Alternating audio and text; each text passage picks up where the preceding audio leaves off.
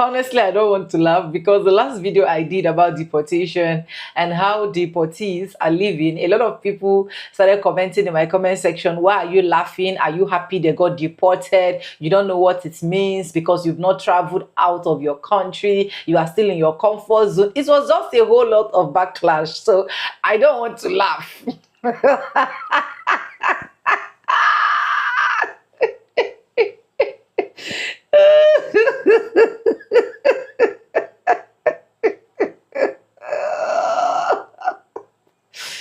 I'm sorry, I'm not laughing.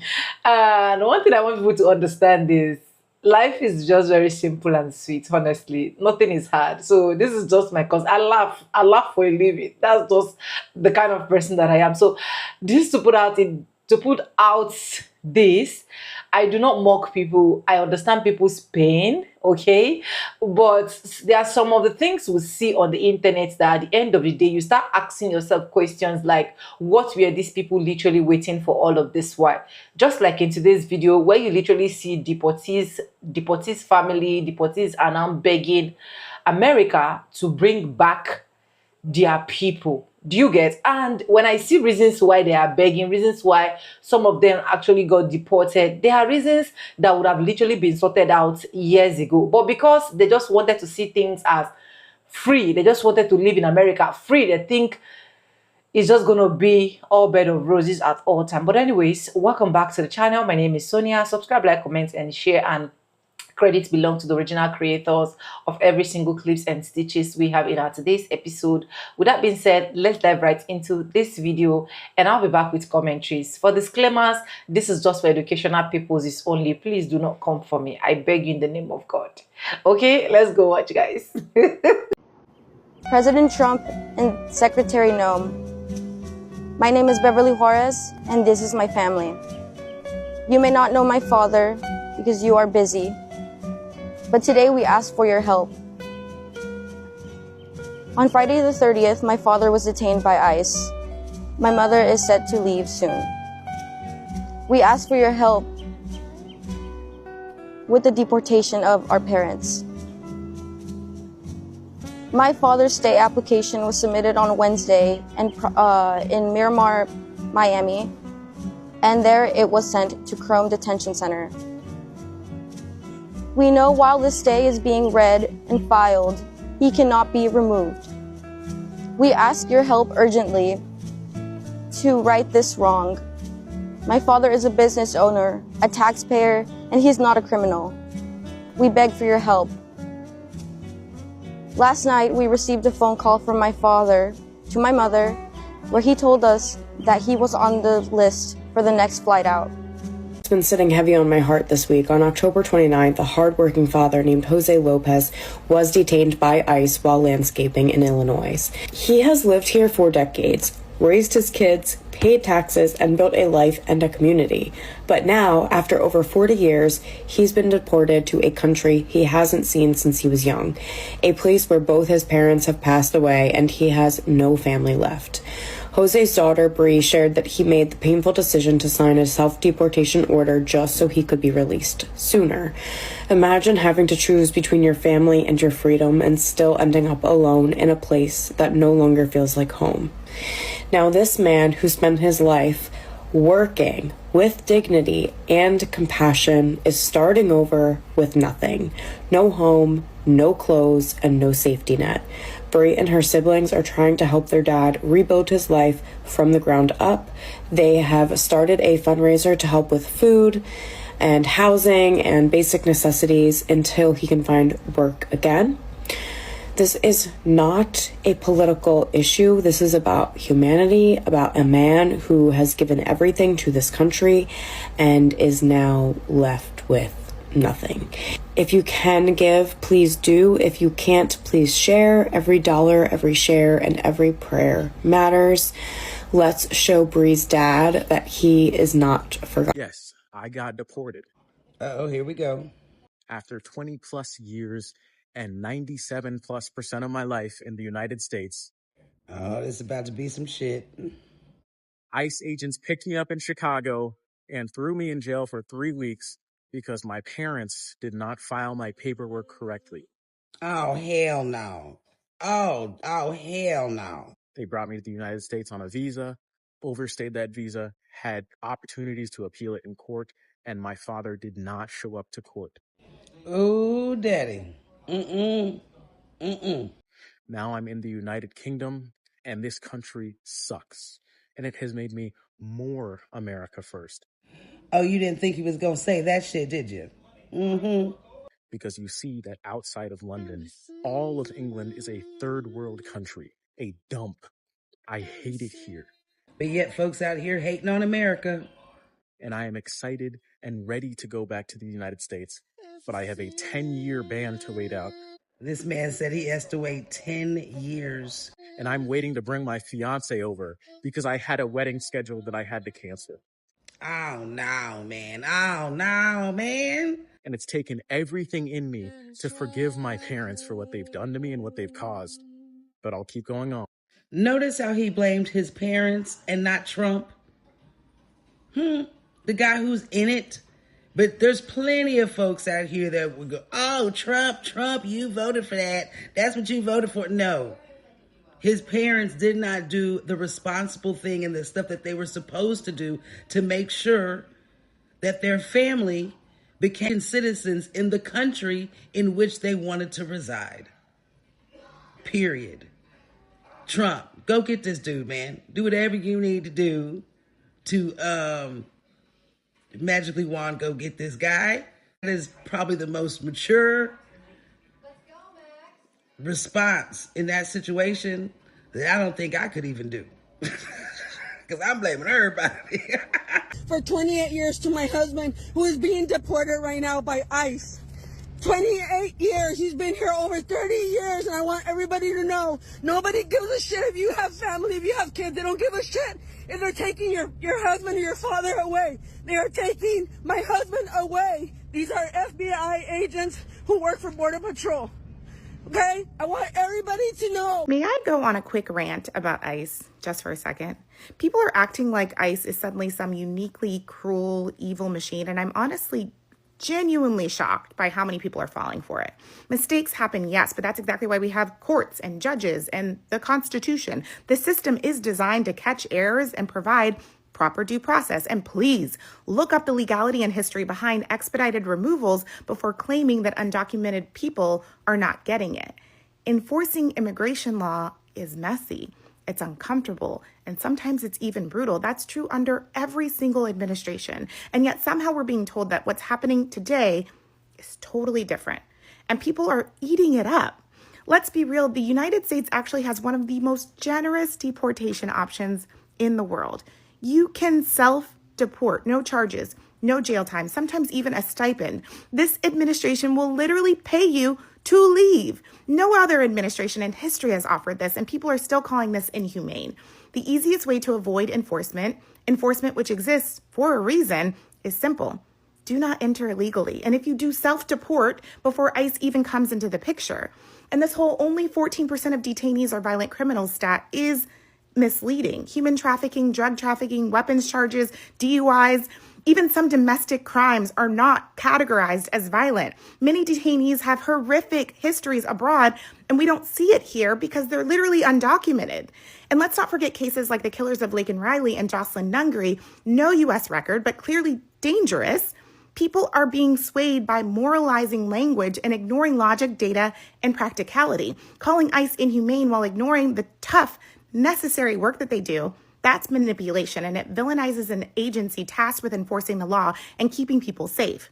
Okay, last point, I promise, but let's talk about faith for a second, because people love shaming me for being a Christian, but also supporting border enforcement. But Mary and Joseph were literally obeying the law of the land when they traveled from Nazareth to Bethlehem for the census, even while Mary was about to give birth to Jesus. So following the laws is not anti-Christian. It's part of how societies function, even in difficult circumstances.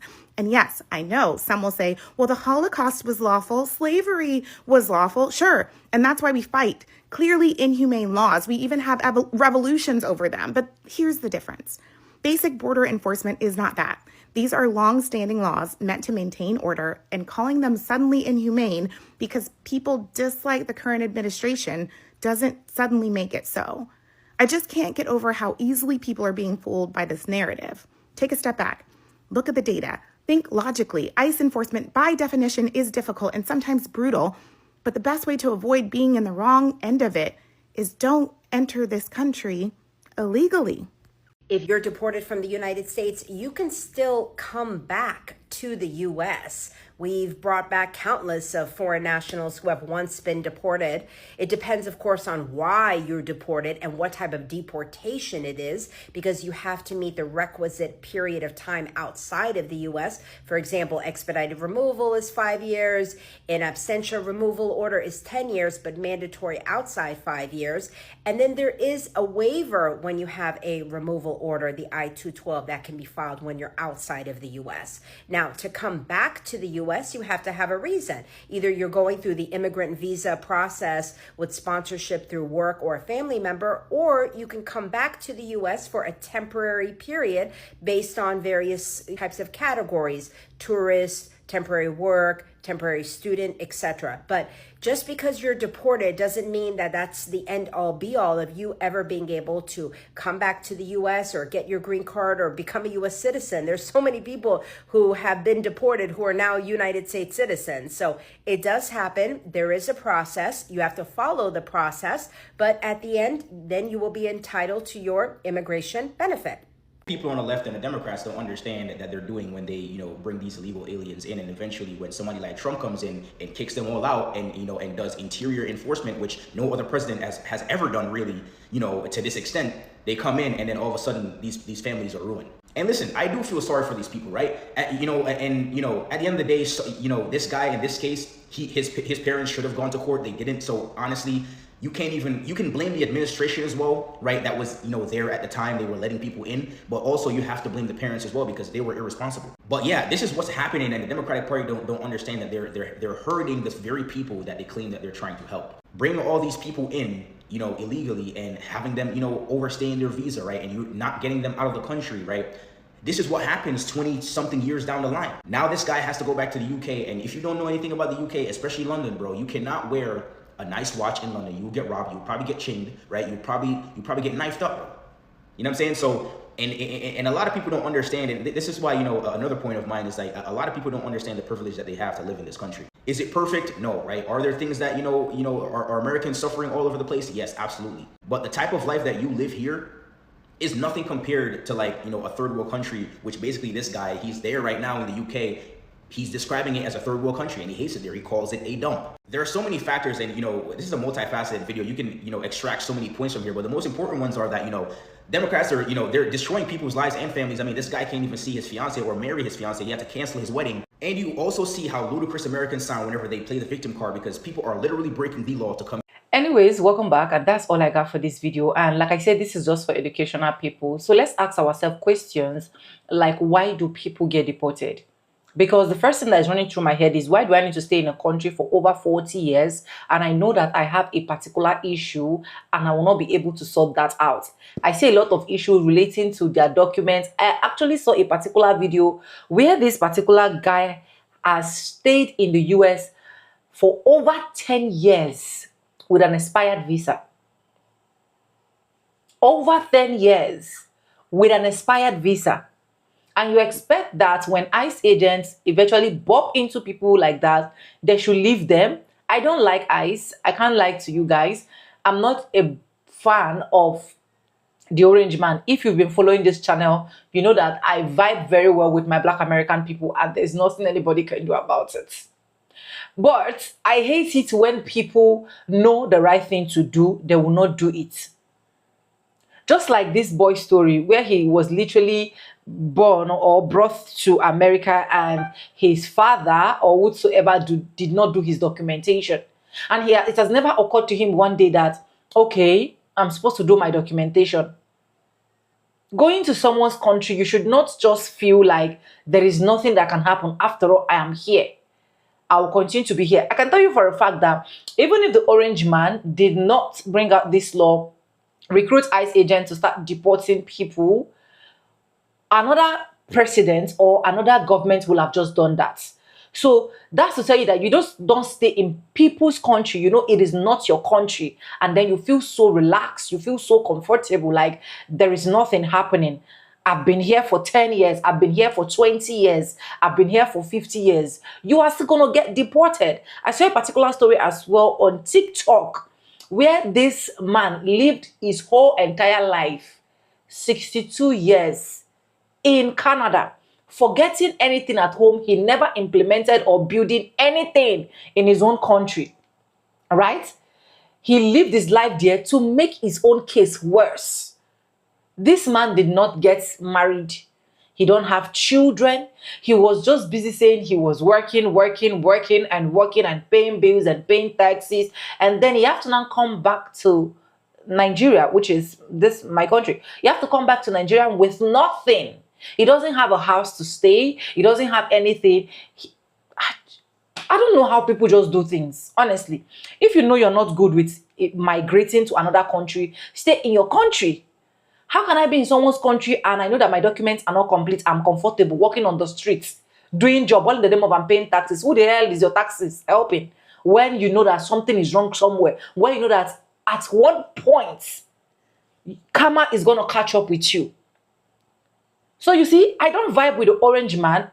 I'm not his fan. I cannot even be his fan because he do not literally like black Americans. And for me, anybody that don't like black American, black people, I don't vibe with you because I'm a black woman. I can't trade that for anything. But I love that this orange man is giving a lot of immigrants a wake-up call. Because as I'm talking to you guys right now, a lot of them are not only begging, they are now saying that, oh, we have done the right thing. Please, can you take us back to the US? A lot of them that has been opening their mouth, blabbing their mouth, oh, black Americans do not have where to go, they don't have anywhere, blah, blah, blah. You have where to go, but you still cannot do things right in another man's country. You still cannot keep your mouth right in another man's country. It's just a whole lot. And this is just going to be a lesson to, if you're watching me and you're an immigrant, probably ICE have not knocked on your door yet. I don't pray for them to knock on your door. If you know that there are things that you've done and you know that you are not legal, please start making a lot of things legal. Start looking for solutions on how you can actually make your stay very legal. That is another man's country. That is not your country. Do you get my point? And start respecting black Americans. Put a respect tag on their name because they paved way for you to be there. Now they are begging, oh, my father is deported. Please, we need him back. Oh, my wife is deported. I need her back. Now my children is deported. I need them back. Without doing the right thing.